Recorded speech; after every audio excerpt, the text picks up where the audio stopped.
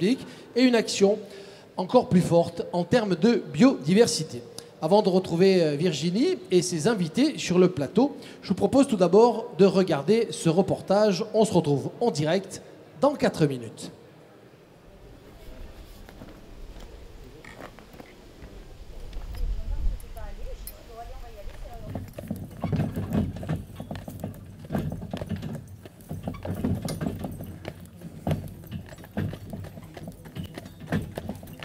Hey, allez.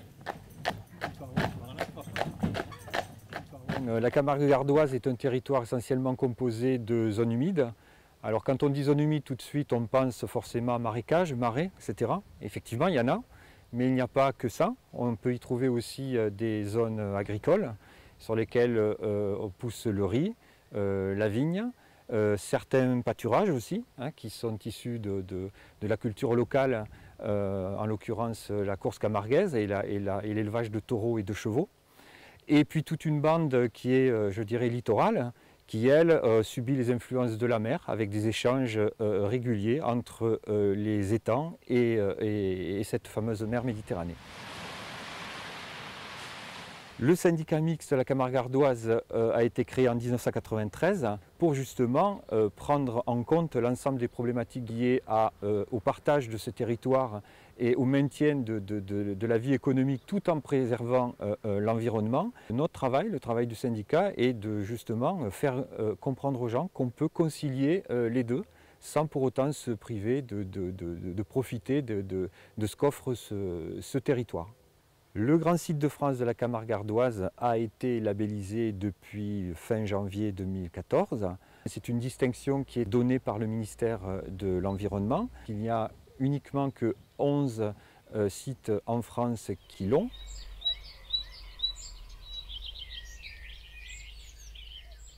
Les grands sites de France ont en commun d'être des paysages emblématiques qui sont particulièrement fréquentés par le public. Donc évidemment, qui dit fréquentation dit impact sur les paysages.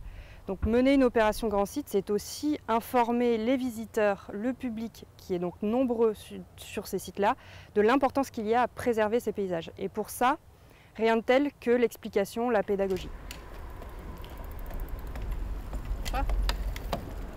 Le syndicat mixte de la Camargue gardoise est amené à créer et mettre en place des équipements pour, dans la partie touristique, limiter l'impact sur aussi bien le patrimoine bâti que sur l'environnement.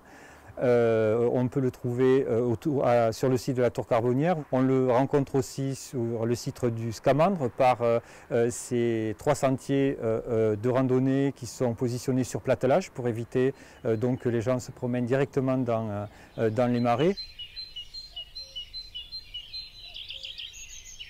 Pour que les gens intègrent les problématiques du syndicat, il faut les leur expliquer, c'est tout simple.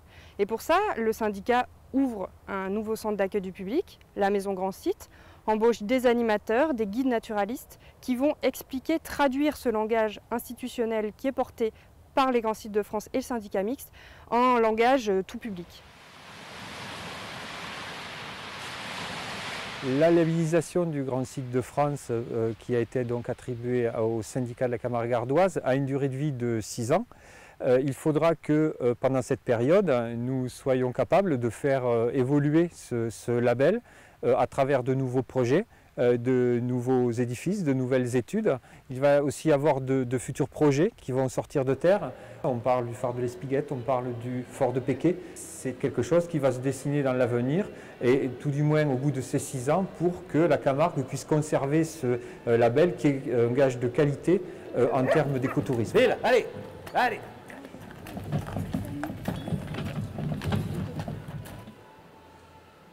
La Camargue gardoise, donc, qui se visite à pied, à vélo, en calèche, quelle que soit la saison, à vous de choisir.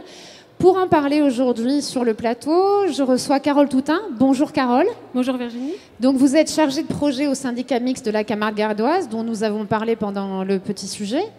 Et je reçois également Maud Dubidos. Bonjour Maud. Bonjour Virginie. Donc vous êtes directrice du cabinet de Robert Cross, le maire du Grau-du-Roi.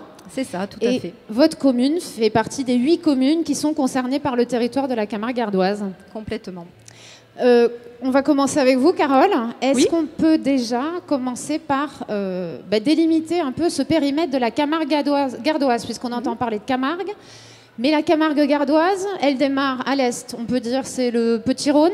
Donc la Camargue gardoise fait partie du Grand Delta de Camargue en termes biogéographiques, mais si on veut la délimiter précisément, elle est effectivement limitée à l'est par le Petit Rhône, à l'ouest par le Vidourle et au nord par le plateau des Costières, puis évidemment au sud par la mer. Donc c'est tout cet ensemble de zones humides délimitées par la mer et les costières au nord.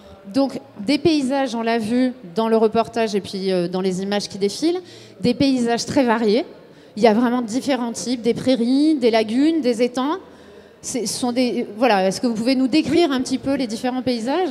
Effectivement, ces paysages sont très diversifiés, tout d'abord parce que ces paysages sont soumis à deux influences, donc les influences du Rhône au nord, et puis de toute l'eau qui va venir du plateau des Costières, donc de l'eau douce en fait, et puis au sud par les influences de la mer, donc de l'eau salée, qui va conditionner cette diversité de paysages. Donc on va retrouver des paysages plutôt de marais, d'étangs, roselières au nord. Et puis plus on se rapproche de la mer, plus on retrouve des paysages liés à la présence du sel, comme des lagunes, et puis jusqu'à des dunes en bord de mer. Oui, à l'Espiguette, au Grau-du-Roi d'ailleurs. Oui, oui, le fameux site de l'Espiguette qui est forcément connu dans toute la région. Oui, et au-delà. Et au-delà. Et donc dans ces espaces très variés, donc où il y a une forte influence de l'eau, beaucoup d'espèces animales, végétales, c'est aussi ce qui attire beaucoup les visiteurs. Effectivement, on a la chance d'avoir, comme toute la Camargue, une richesse en termes de biodiversité qui est vraiment exceptionnelle. Donc tout d'abord au niveau oiseaux, puisqu'on a des centaines d'oiseaux en fait, qui soit s'y reproduisent, soit viennent s'y nourrir, soit passent un moment de leur cycle de vie chez nous. Et pas que des flamants roses. Pas que des flamants roses, voilà. Donc beaucoup de hérons qui sont plutôt dans les roseaux, d'oiseaux type mouettes, sternes, plutôt dans les lagunes. Et puis une diversité en termes de flore aussi qui est vraiment exceptionnelle, toujours en lien avec cette graduation en fait, de sel, puisqu'on a de l'eau douce où on trouve de la flore liée à l'eau douce, donc comme des orchidées, etc. Jusque vers la mer, on trouve des espèces qui sont adaptées au sel en fait, et qui sont très, très rares sur notre littoral méditerranéen. D'accord. Et donc un territoire qui est également très marqué par la présence de l'homme dans toutes ses activités, que ce soit économique, principalement un développement économique, mais vraiment l'homme a façonné la Camargue gardoise, la Camargue et la Camargue gardoise notamment. Effectivement, comme on l'a dit au début, ce territoire est conditionné par la présence de l'eau qui est omniprésente, mais que l'homme a su dompter en fait pour pouvoir y vivre tout simplement et y pratiquer ses activités en créant des canaux, en endiguant certains fleuves. Et donc effectivement, les paysages aujourd'hui sont très marqués par cette présence humaine qui fait aussi la richesse de ce territoire par son activité en fait, chasse, pêche, élevage de taureaux, culture du sel, tourisme aussi. Oui, c'est ça, parce que le Grau-du-Roi, donc c'est notamment une partie du territoire de la Camargue gardoise. Maude, on peut peut-être un petit peu décrire quelles sont les activités. C'est une ville touristique, c'est une station qui attire du monde. Pourquoi ? Bien sûr, d'abord pour ses plages, c'est le développement dans les années 60 du tourisme. Le Grau-du-Roi a été, comme certaines villes côtières, développé dans ces années-là. Donc dans le cadre et autour de la mission Racine notamment, avec le développement, on le sait, du port de Port-Camargue, qui est le premier port de plaisance en Europe. Premier en termes de capacité. Et donc, bien sûr, cette activité touristique, elle a un impact fort sur un patrimoine naturel qui est à la fois extraordinaire et à la fois extrêmement fragile. D'où l'importance de s'inscrire dans ce type de démarche, comme la démarche Grand Site, qui, je pense, a été dans toute la préparation et maintenant aujourd'hui extrêmement importante pour notre territoire.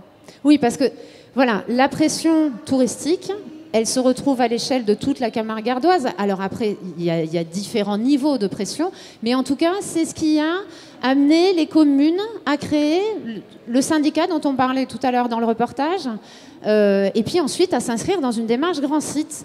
Alors, le Grand Site, qu'est-ce que c'est ? C'est quoi une démarche Grand Site ? Je pense que les gens qui nous regardent ne sont pas forcément au courant. Quel est l'intérêt d'une démarche Grand Site ? Et concrètement, comment ça se passe ? Alors, juste pour revenir sur la création du syndicat mixte, il a été créé, alors plus globalement, pour promouvoir les activités traditionnelles de ce territoire et protéger, valoriser tout le patrimoine naturel au sens large, en fait, du territoire. Voilà. Ce qui s'inscrit Ce qui s'inscrit tout à fait dans la démarche Grand Site, puisque l'objectif d'une démarche Grand Site, c'est préserver les paysages et aussi mieux accueillir le public sur des zones très fréquentées, mais les accueillir de manière de qualité, leur présenter les paysages et pouvoir les accueillir dans des conditions, de bonnes conditions pour la découverte de ces paysages. L'idée, c'est pas de mettre les territoires sous cloche. Pas du tout, non. Au contraire, je pense qu'on est d'accord là-dessus. On est d'accord. C'est plutôt de permettre justement une découverte de ces paysages, de ces territoires, en allant plus loin, en apportant de l'information, certes peut-être canalisant le public sur certaines zones pour protéger ce patrimoine aussi, mais c'est vraiment de l'accueillir et de lui permettre une découverte complète du territoire. Intelligente. Voilà, Oui. intelligente. Il y a des exemples d'aménagement, notamment à l'Espiguette, on en parle dans le reportage. Oui, alors des aménagements qui ont été pour certains justement impulsés ou créés dans le cadre de cette démarche Grand Site, avec notamment une longue piste cyclable, une voie verte qui s'inscrit et à la fois dans la démarche des voies vertes du département du Gard, mais également dans une démarche beaucoup plus importante qui est la Via Rona. Oui, on peut expliquer, qui part du lac La Via Léman. Rona, et qui vient jusqu'à la mer, des deux côtés du Rhône et des deux côtés de la Camargue, donc ça tombe bien, et donc l'une des arrivées se fait donc sur les plages de l'Espiguette, et cette portion en fait qui va du Grau-du-Roi aujourd'hui jusqu'au cœur des plages de l'Espiguette est complètement terminée. C'est un succès, mais complètement qui dépasse toutes les espérances, hein, avec une utilisation toute l'année. Ça permet justement de développer ce tourisme à l'année. Cette Via Rona, donc on va continuer, hein, d'autres morceaux vont se poursuivre, et notamment un morceau passe, lui, devant la maison du Grand Site, le long de l'étang du Médard. On parlait de démarches et d'enjeux autour de la préservation du patrimoine naturel. On a ce label Grand Site, mais il y a d'autres travaux qui s'inscrivent là-dedans. Par exemple, un appel à projet de la région, notamment à laquelle la commune avec le conservateur du littoral ont répondu sur l'étang du Médard, qui est un étang qui longe cette voie, hein, juste après la maison du Grand Site. Maison du Grand Site qui est à Aigues-Mortes. On parlera un peu des centres d'accueil public. Voilà. Et il y a toute une démarche donc, qui est mise en route sur la préservation ou l'amélioration de la qualité des eaux de la lagune. Et ça va se faire dans cette démarche-là. En fait, c'est inscrire toutes les démarches de développement et du territoire et touristique dans un cadre durable, parce que accueillir des touristes aujourd'hui c'est bien, mais il faut continuer dans ce territoire à en accueillir aussi dans le futur, et donc à préserver la fragilité de certains milieux. Parce qu'on le redit, on visite la Camargue gardoise. L'idée, c'est vraiment pas de fermer le territoire. L'idée, c'est de canaliser, de valoriser les aménagements pour le public. Il y en a autour de la tour Carbonnière, on l'a vu dans le reportage. Voilà, c'est vraiment faire venir les gens, les aider à découvrir, à visiter, tout en leur expliquant, en les sensibilisant. Il y a également 2 centres d'accueil du public sur le territoire et qui sont gérés par le syndicat. Donc effectivement, le syndicat, dans le cadre de sa mission d'éducation à l'environnement et toujours dans le cadre de la mission Grand Site, a créé 2 centres d'accueil sur le territoire de la Camargue gardoise. Donc l'un qui se situe sur la réserve du Scamandre à Vauvert, plutôt au nord du territoire, où là on reçoit un public de gens plus spécialisés, plutôt des ornithologues qui viennent vraiment sur la réserve pour voir des oiseaux, de la flore, etc. C'est plus nature, on a vu quelques plans. Effectivement, avec toujours des sentiers sur platelage bois pour pouvoir se balader aussi, hein, tout simplement. Et puis donc récemment a ouvert sur la commune d'Aigues-Mortes la maison du Grand Site de la Camargue gardoise, dont on vient de parler. Qui est gérée aussi par le syndicat mixte et qui a la vocation vraiment à accueillir déjà un public plus large et à sensibiliser ce public au paysage du territoire, à la manière dont l'homme les a façonnés, et puis aussi à leur parler de la démarche Grand Site et de l'implication du syndicat mixte et de ses partenaires dans cette démarche Grand Site pour une gestion durable du territoire. Oui. Il y a une sensibilisation aussi, j'ai vu, il y a un réseau d'ambassadeurs du territoire. Voilà, il y a une activité économique liée au tourisme sur tout le territoire. Donc ce sont des prestataires et ce sont aussi vos ambassadeurs, les ambassadeurs de cette démarche durable. Comment on procède, enfin, voilà, Donc ce réseau d'ambassadeurs regroupe des prestataires touristiques du territoire, donc tout type de prestataires, hein. Ça peut être des offices de tourisme, des prestataires qui proposent des balades en calèche, comme on l'a vu dans le reportage, des hébergeurs, balades en 4x4, des hébergeurs, voilà, donc tout type de prestataires présents sur le territoire et qui souhaitent relayer notre message en fait de sensibilisation au patrimoine naturel, à la découverte du territoire auprès de leurs clients. Donc pour cela, le syndicat mixte propose des journées qu'on appelle formation, plutôt d'échange en fait avec ces prestataires, où on leur donne des outils tout simplement pour pouvoir accomplir cette mission. Voilà, parce que derrière, le public qui sollicite ces prestataires, dont on peut retrouver la liste hein, sur le site du syndicat mixte, on donnera l'adresse, ces prestataires véhiculent un peu une bonne parole. Tout à fait, ils véhiculent le message que le syndicat mixte et ses partenaires souhaitent faire passer sur la manière de préserver et de découvrir aussi le grand site de France. On a parlé des aménagements qui ont été réalisés. Il y a des aménagements encore en cours ou à venir. Oui, tout à fait. Sur le Grau-du-Roi, alors de nombreux projets, certains plus avancés bien sûr que d'autres. L'Espiguette est emblématique aussi grâce à son phare, le phare de l'Espiguette qui est aujourd'hui un bâtiment en excellent état. Il était encore habité avec une gardienne de phare il y a peu d'années. Il va, je crois que c'est l'année prochaine ou en 2016, être rétrocédé au Conservatoire du Littoral dans le but d'en faire un projet d'attrait touristique. Donc j'espère qu'à ce moment-là, alors on y travaille déjà, hein, et c'est vrai que là prendrait aussi tout son sens au bout de cette voie verte et de cette piste cyclable, donc au bout de l'arrivée de ce lieu emblématique du grand site également de la Camargue gardoise, il y aurait toute sa place pour également un lieu d'interprétation, un lieu un peu didactique, à la fois ludique et didactique, hein, pour découvrir les enjeux spécifiquement peut-être liés à la plage. Il faut savoir qu'en même temps, on est rentré aussi dans un projet, le Grau-du-Roi, avec là le parc naturel régional de Camargue, sur un projet Natura 2000 mer. Natura 2000, il faut quand même préciser, voilà, c'est des projets de préservation également, hein, d'un patrimoine naturel, mais là vraiment lié à l'aspect mer, plage, donc avec tout un travail qui va être mené sur de nouveaux usages et de nouvelles façons d'aborder la mer, donc pour les gens qui sont directement sur la mer, et puis d'aborder la plage, donc peut-être aussi dans ce type de lieu, bien entendu, voir des projets de ce type-là pourraient être complètement intégrés au phare de l'Espiguette.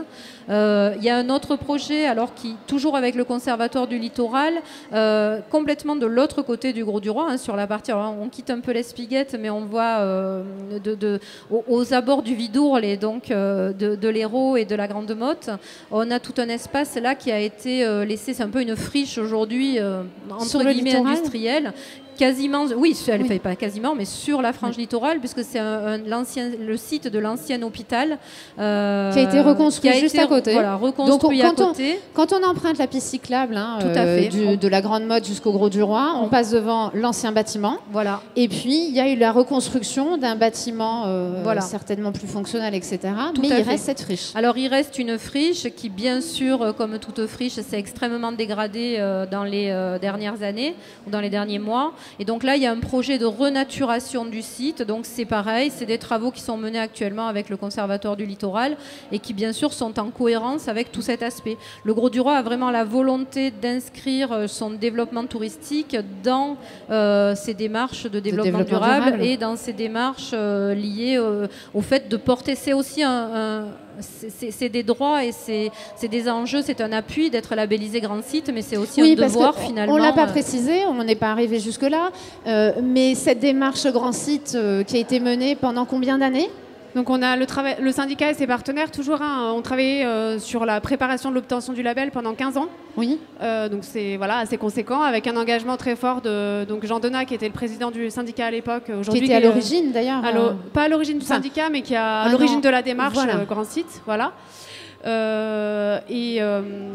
Et la labellisation, parce qu'il faut bien distinguer quelque chose, c'est-à-dire qu'il y a une cinquantaine de sites qui sont au plan national, hein, qui sont lancés dans des démarches grands sites. Donc c'est une démarche nationale. Le label est décerné par le ministère de l'Environnement.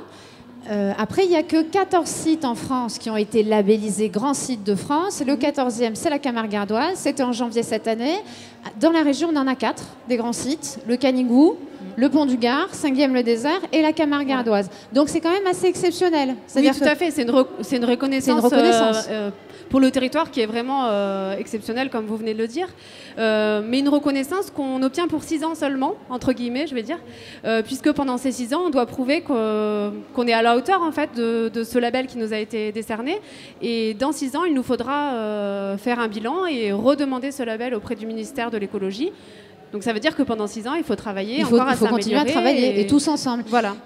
Les bénéfices de la démarche et de la labellisation, vous parliez d'aménagement, Maud, sur le territoire de la commune. Une commune seule, elle peut investir suffisamment pour rétablir son cordon dunaire, aménager des platelages, aménager des sentiers, entretenir... C'est des sommes, après c'est des budgets qui sont extrêmement importants. Hein. Là, on est lancé là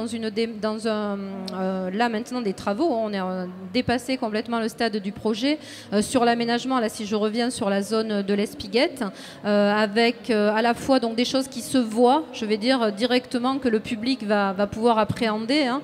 Donc pour les gens qui connaissent le site, notamment, on se lance là dans tout l'hiver. Il va y avoir une refonte complète de l'accès au site de l'Espiguette, donc hormis bien sûr les vélos qui maintenant ont pris complètement possession de la voie verte. Pour les gens qui continuent à venir en voiture, toute l'entrée du parking va être complètement réaménagée avec un aménagement paysager, avec de nouvelles installations à cet endroit de l'accueil. Chaque entrée de plage est également travaillée. Et puis après des choses qui se voient moins parce que justement ça a l'air naturel et finalement c'est du naturel extrêmement travaillé par l'homme. Encore une fois, là il y a tout un travail qui est fait sur l'aménagement ou le rétablissement pour certains endroits du cordon dunaire qui a du cadre naturel, voilà. des espèces qui elles devraient être là et d'autres ne devraient pas. Il y a des arrachages d'espèces invasives. Tout à fait. Alors avec 2 objectifs sur ce cordon dunaire, parce que c'est pas juste pour faire joli et créer une dune, c'est à la fois une protection, parce qu'il n'y a rien de mieux quand même comme protection des entrées un peu intempestives parfois du littoral dans les terres. Donc là, il y a des endroits où il faut absolument retravailler parce qu'il y avait de plus en plus d'entrées de la mer sur des moments comme ça un petit peu de météo compliqué. Et puis également une biodiversité qui va être comme ça préservée ou même augmentée sur certains endroits. Donc ça, c'est des choses qui se voient pas forcément. Alors oui, les gens connaissent maintenant les ganivelles et qui permettent de redessiner. Oui, c'est les piquets en bois qu'on voit sur les dunes et qu'il faut surtout pas arracher pour faire du feu. Non, d'abord, il ne faut pas faire de feu, déjà. Voilà. Même si c'est sympa, le feu de bois, l'image du feu de bois sur la plage. Il y a des barbecues très bien qu'on peut amener qui sont au gaz, apparemment. Mais en tout cas, voilà, les ganivelles, elles ont leur rôle, elles sont là pour aider justement à préserver ce cordon dunaire et même à le retravailler. Et puis là, il y a une nouveauté complète qui est faite sur ce rétablissement-là, sur ces travaux-là. Parce que, moi je voulais juste, puisque le temps, ça tourne, on a bientôt fini, les bénéfices de cette démarche, de cette labellisation, donc c'est pour les communes, c'est ça? C'est cette idée qu'on travaille tous ensemble, qu'il y a des financements qui permettent d'avoir les reins suffisamment solides pour entretenir. Pour les populations et pour les touristes, les bénéfices? Pour les touristes, c'est un espace beaucoup plus accessible, expliqué, parce que finalement, comprendre une destination, comprendre les activités qui s'y passent, ça se fait pas comme ça. Donc il faut à la fois que ce soit accessible, ludique, que ça donne envie. Et là, c'est vraiment le cas. Les aménagements sont pensés comme ça. On est sorti de l'ère on fait du didactique, donc ça va pas être très amusant. Non, on sait très bien que les gens qui viennent là ont envie de découvrir, ils sont en vacances, donc forcément il faut qu'on leur rende cette compréhension de ce qu'ils découvrent intéressante et sympa. Et je pense que pour les populations, il y a aussi une notion de développement économique, puisque forcément, on va normalement drainer plus de touristes et donc développer certaines activités liées à l'écotourisme notamment.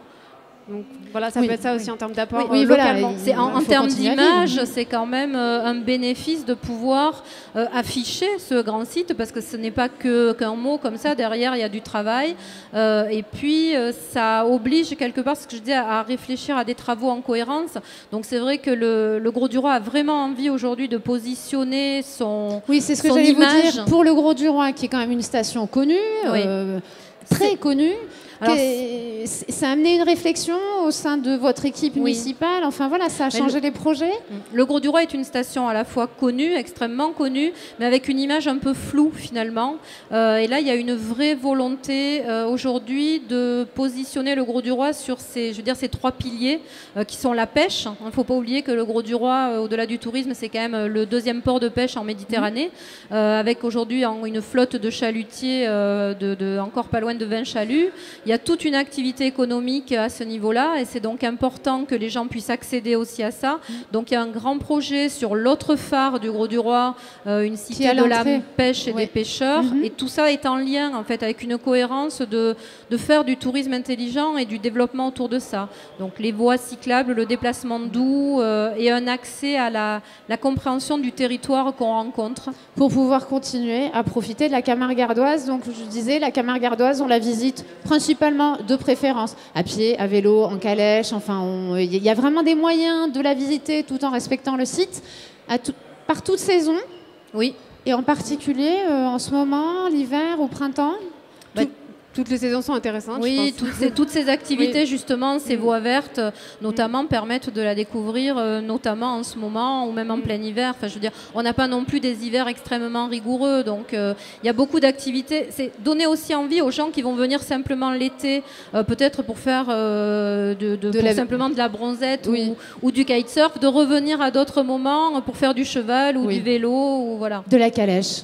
De la calèche. C'était super la calèche, hein, vraiment, c'est un bon moyen de découvrir la Camargue. Donc n'hésitez pas, toutes les saisons, la Camargue gardoise vous ouvre ses portes et les accès sont faciles, pensez aménager.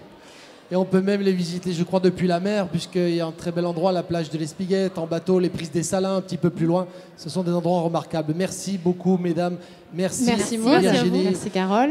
Pour vous dire qu'on peut retrouver également cette émission, donc, qui est en direct ici, mais qui est également enregistrée dans la vidéo à la demande sur larégion.tv. Notre dernier rendez-vous de la soirée sera à 18h. On parlera des vins de la région Languedoc-Roussillon avec la chronique de notre onologue Dominique Laporte. Merci encore, mesdames. À bientôt. Et pour nous, à tout à l'heure.